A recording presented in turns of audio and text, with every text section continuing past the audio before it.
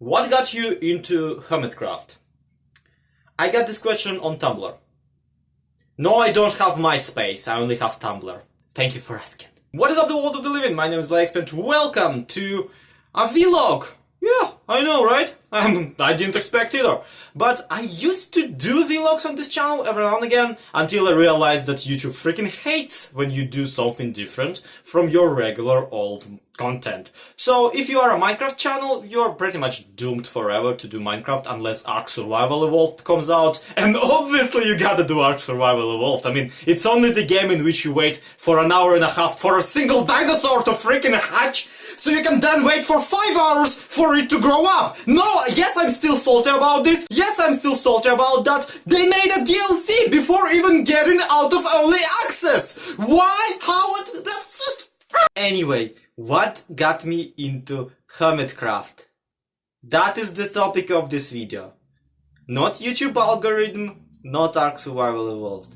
Let's talk about what did get me to watch Hermitcraft, and coincidentally first, let's talk about what actually got me into Minecraft overall, because I feel it's like a fun story, and I'm pretty sure for everybody who ever played Minecraft, it's a fun story on how you got into Minecraft, even though for like half the fan base it's just like Minecraft was always there, and they just like were absorbed into this giant blob of a multimedia entity. So what was the thing that got me into Minecraft? Well, you see, 7 years ago, or approximately so, in the ripe year of 2012, 2013, I don't exactly remember. All I remember is that I got into Minecraft back when Minecraft 1.4 was just fresh and new and was just getting around. The update. And it was really fun, it was really exciting. But I was not into Minecraft. I was not into Minecraft whatsoever when it first came out, when it first was popular. I missed that hype train entirely, almost. Back then, I was much more interested in sitting there home, wrapped in a blanket, watching horror Let's Plays on YouTube.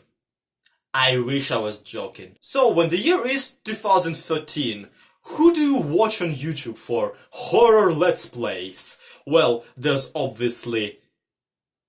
I actually don't remember who I watched. Except for one person. The one who actually I still watch to this day. The one who actually got me into Minecraft. And that was obviously Markiplier. Markiplier Game. The beautiful channel that I still to this day don't hate somehow. Because he's like the only big YouTuber who hasn't yet killed a person on video or some crap like that. Okay, also Jacksepticeye might be like the good one, the one who hasn't messed it up entirely yet. Actually, I'm pretty sure they are the only two people on YouTube who have over 1 million subscribers and haven't yet murdered a person at one point in their career. Yes, even Green has killed at least 5 people. I know it. I've seen it. My lawyer told me to clarify that that was a joke. I don't have a lawyer. Point being, I was watching Markiplier. A lot.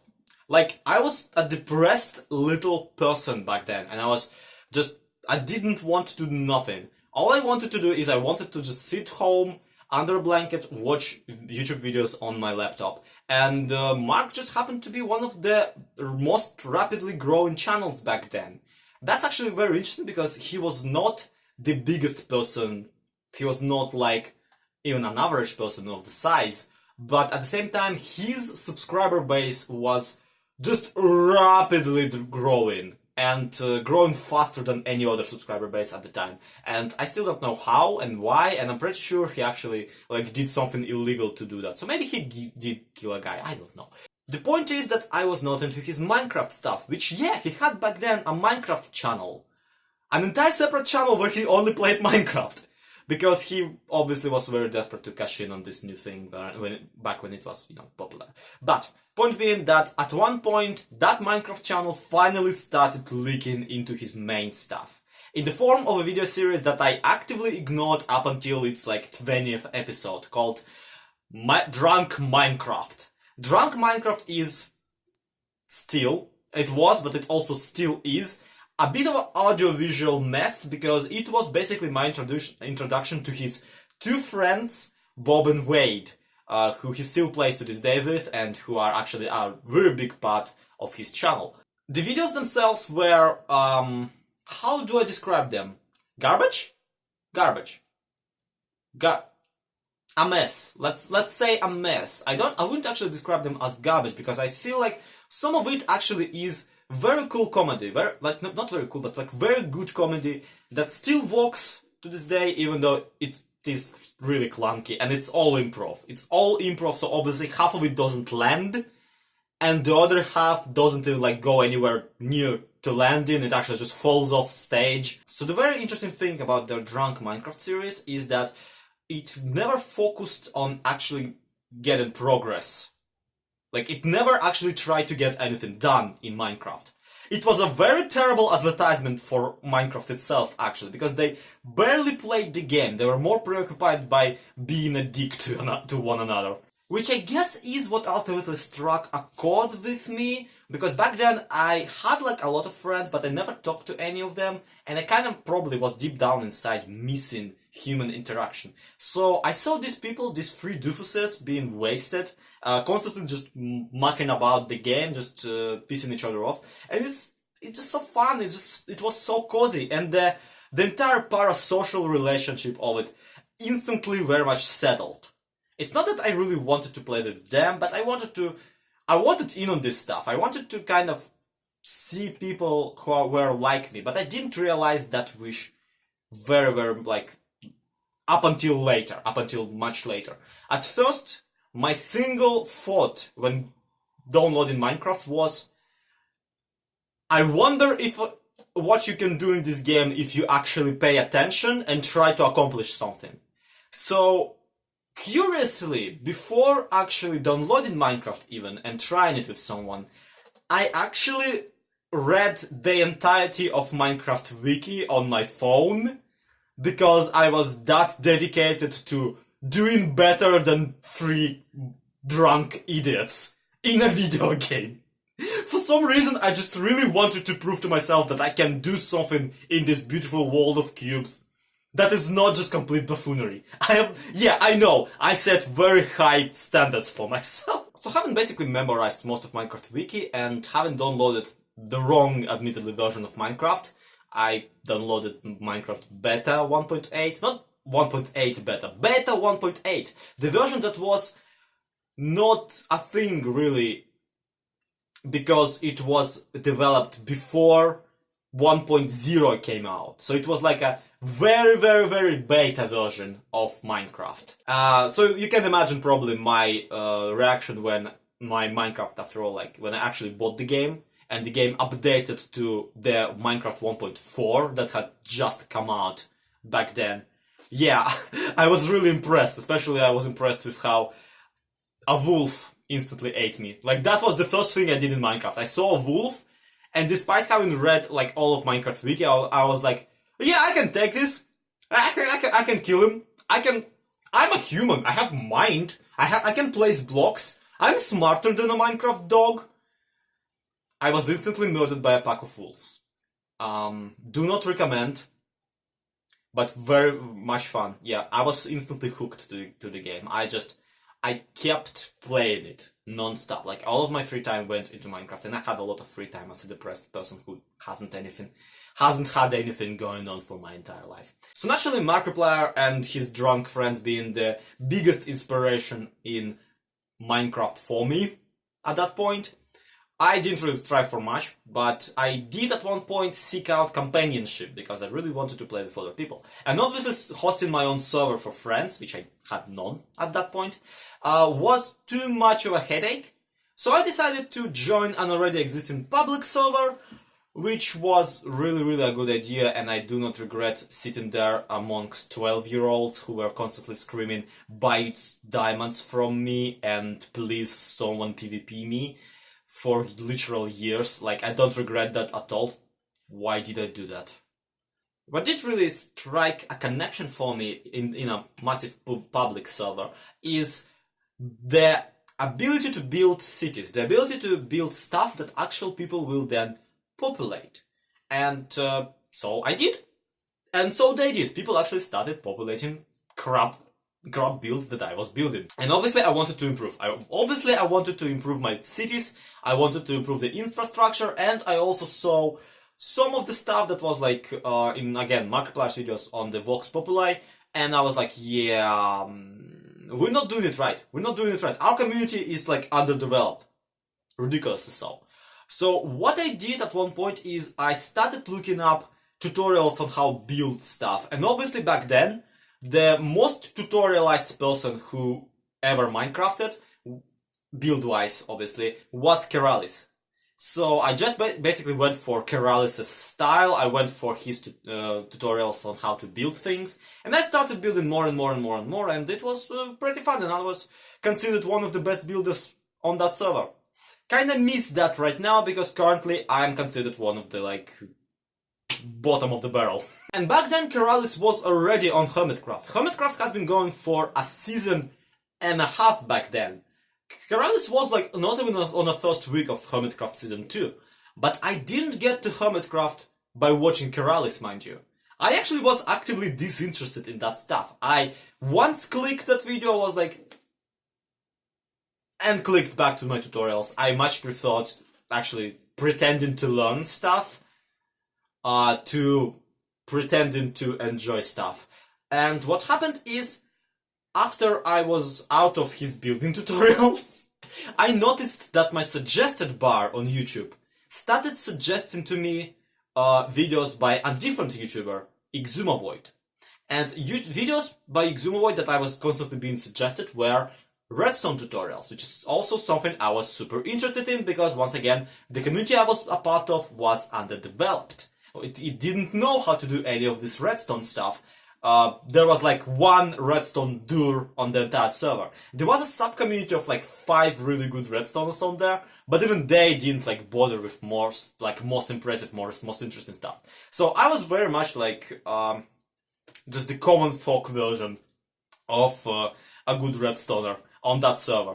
So what I did at first is I looked up tutorials on how to do stuff, and then I would look up, I would make a screenshot by screenshot, basically my own take on that tutorial that I would post on the forum up there.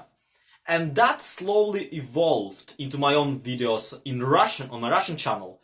My first ever Russian video on Minecraft being, of course, how to use inventory shortcuts with your keyboard, which honestly is something I haven't seen even on like Exuma's channel back then, because it's something you learn while playing the game a lot, and it's not something that like experienced player consider tutorial material. It's at the same time I hasn't seen it in like on a wiki, so it was all me making stuff up as I went.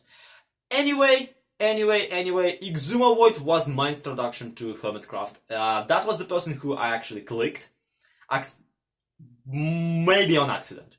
I was basically just clicking all of his videos and suggested, and at one point I probably on accident clicked Hermitcraft Let's Play of his and realized, oh crap, oh this is not a tutorial, oh this is survival, oh this is them just playing the game, oh I actually kinda like it. It's actually pretty good. Yeah, you know what, let me just look up who else is playing on the server and just follow all of them. And that's how I found out about Mumbo Jumbo. Yeah, I went very much backwards about finding out about one of the most subscribed, most viewed peoples on the server back then. So, yeah, that's kind of my road to where I am right now. One of the fans of Hermitcraft who are like universally recognized as a fan of Hermitcraft, which actually is at this point just actively hurting my own image. Because I don't want to just be known as that Hermitcraft guy, that recap guy. I want to be known for like stuff that I do myself, for Truly Bedrock, for you know, I don't know what else I do except for Truly Bedrock. My own Let's Plays, I guess, maybe, which this video definitely is not helping with, because half of it is dedicated to Hermitcraft. So yeah, this video was a mistake. One interesting thing that I kind of realized as I am spelling all this out is that the way I got introduced to deeper Minecraft YouTubing, like the more hardcore side of Minecraft YouTube side, is basically how a lot of people are finding Minecraft right now, finding these same channels basically right now.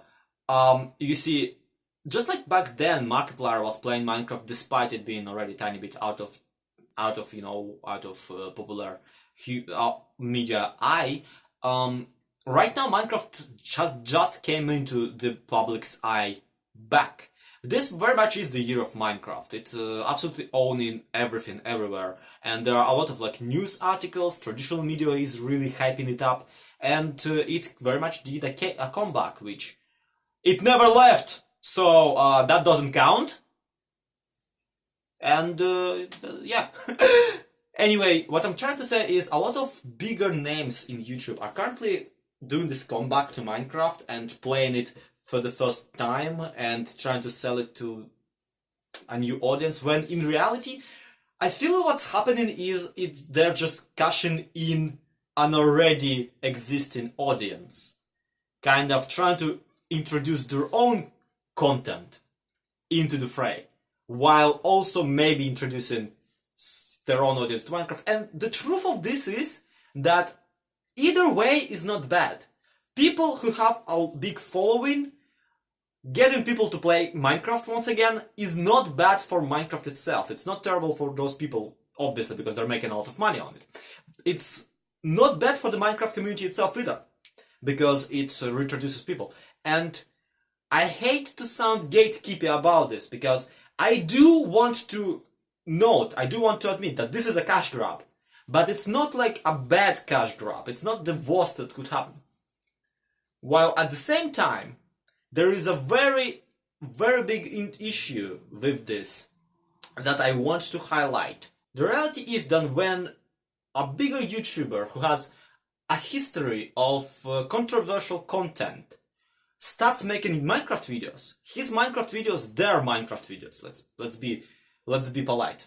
Their Minecraft videos will be probably really good. Like, they were probably fun Minecraft videos. They will be nice and fun and interesting, and they will breed a lot of memes and a lot of content for the community even. It will be overall seemingly a net positive experience for everybody involved.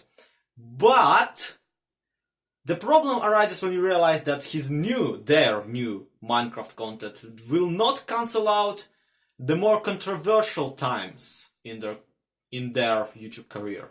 What happens next is a 9-year-old who only wanted to watch Minecraft Let's Plays, really, will be in the suggested bar introduced to the history of this person's previous videos, including the controversial ones. And the thing about YouTube suggestions, and I can link you a freaking study that proves this, is that once you clicked something mildly controversial and seemingly enjoyed it, it is really easy to fall into the spiraling abyss that is garbage YouTube. Just garbage people recording garbage videos for other garbage videos, slowly indoctrinating them into their own beliefs. And the situation is that as an adult, you are already not immune to propaganda. But as a child, you will not distinguish what somebody is doing from right, from wrong, from, oh, they're doing it for attention, oh, they don't actually mean it, oh, they're doing it ironically. No.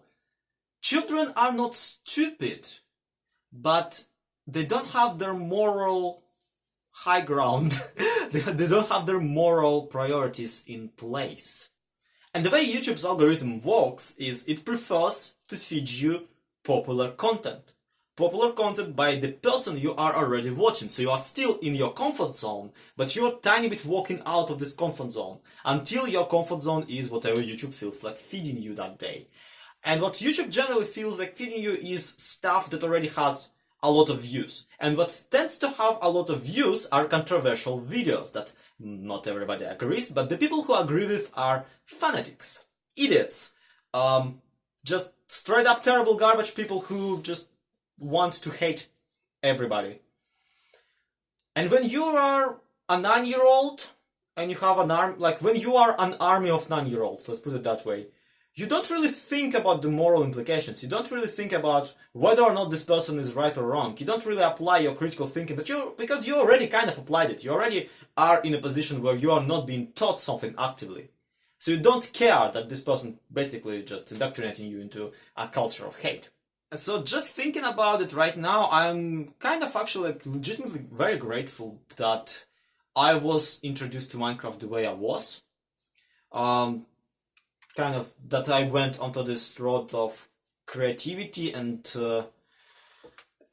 community instead of whatever I would be on if I googled, if like today for the first time ever I would discover Minecraft. So what I'm saying is Minecraft community is right now in a very peculiar spot.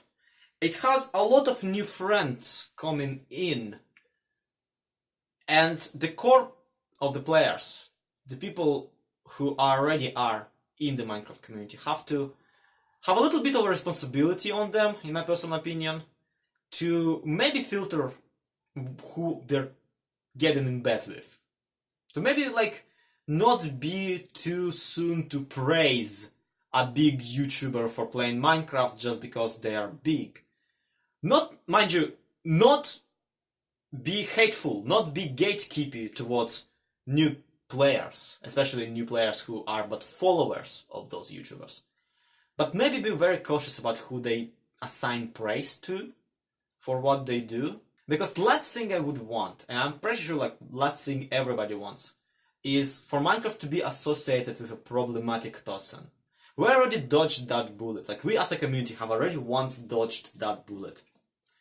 I would hate for it to come back on us. I would hate for Minecraft to start being associated with, I don't know, Hitler, concentration camps. God damn it, I turned away for 1 minute! Okay guys, I'm sorry for tuning this sour at the very end there.